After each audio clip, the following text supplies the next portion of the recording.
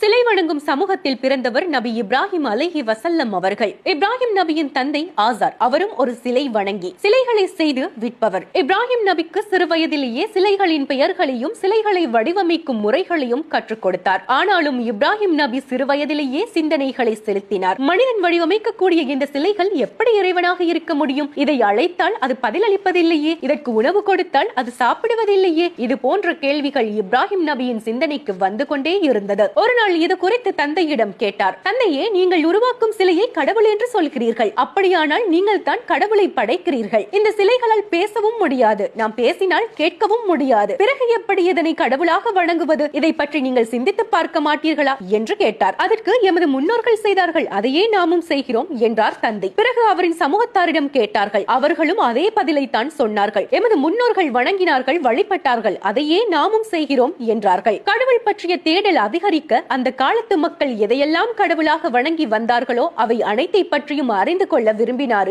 இப்ராஹிம் நபி. அப்போதுதான் இருள் சூழ்ந்த இரவில் மின்னிக் கொண்டிருந்த ஒரு நட்சத்திரத்தை கண்டு இது என் இறைவனாக இருக்குமோ என்று தம் மக்களை கேட்க, அது மறையவே மறையக்கூடியது எப்படி இறைவனாக இருக்க முடியும் என்றார். பிறகு சந்திரனை பார்த்து இது என் இறைவனாக இருக்குமோ என்று கேட்டார். அதுவும் மறையவே, எனது இறைவன் எனக்கு நேரான வழியை அறிவிக்காவிட்டால் வழி தவறிய மக்களில் நானும் ஒருவனாகி விடுவேன் என்று கூறினார். பின்னர் உதயமான பளிச்சிடும் சூரியனை கண்டு இது மிக பெரிதாக இருக்கிறது, இது என் இறைவனாக இருக்குமா என்று கேட்டார். அதுவும் அஸ்தமமாக, இந்த நட்சத்திரம், சந்திரன், சூரியன் அனைத்தையும் யாரோ ஒருவரின் படைப்பு, அவனின் கட்டளைப்படியே இவைகள் இயங்குகின்றன. ஆகவே இவற்றினை இயக்கக்கூடியவன் தான் எமது இறைவன், நாம் அவனுக்கு எதையும் இணை வைக்க கூடாது என்று மக்களை நோக்கி சொன்னார். ஆனாலும் சிலை வணக்கத்தில் மூழ்கி இருந்த அந்த மக்கள் அதனை கேட்பதாக இல்லை. இப்ராஹிம் நபி அவர்கள் கடவுளை தேடுவதில் இறுதி இலக்கை அடைந்த போது இந்த உலகத்தையும் அதில் உள்ளவற்றையும் படைத்து பரிபாலிப்பவன் அல்லாஹ் ஒருவன் மட்டுமே என்று அவர் முடிவுக்கு வந்தார். அல்லாஹ்வும் அவரை நபியாக, தன்னுடைய தூதராக ஏற்றுக்கொண்டான். அன்றிலிருந்து அறியாமையில் இருந்த தம் மக்களை நேர்வழிப்படுத்த பல முயற்சிகளை எடுத்தார். இதனால் தம் சமூகத்தில் கடும் எதிர்ப்பை சந்தித்தார்.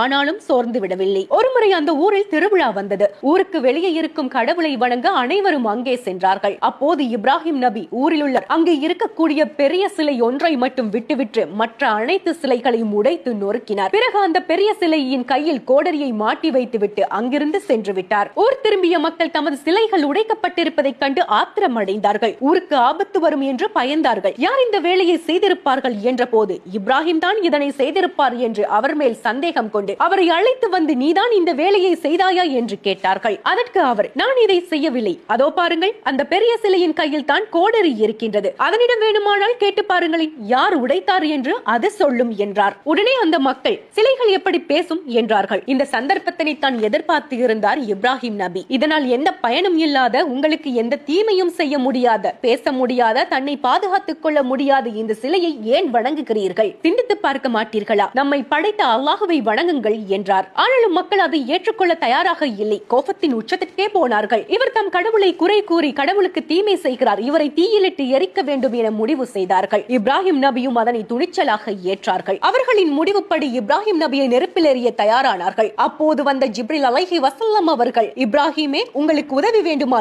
என்று கேட்டார்கள். ஆனால் இப்ராஹிம் நபியோ, எனது இறைவன் போதுமானவன், எனக்கு யாருடைய துணையும் வேண்டாம் என்றார்கள். இப்ராஹிம் நபி அவர்கள் நெருப்பில் எறியப்பட்டார்கள். அல்லாஹ்வின் மீது கொண்ட நம்பிக்கையினால் அந்த நெருப்பு அவர்களை எந்த அளவும் சுட்டு எரிக்கவில்லை. அந்த நெருப்பு இப்ராஹிம் நபிக்கு குளிர்ச்சியாகவும் இதமாகவும் இருந்தது. நெருப்பு முழுக்க எரிந்து முடிந்ததும் சிறிய காயம் கூட இல்லாமல் இப்ராஹிம் நபி எழுந்து நடந்து வந்தார்கள். அதனை பார்த்த மக்களுக்கு அதிர்ச்சியாகவும் ஆச்சரியமாகவும் இருந்தது.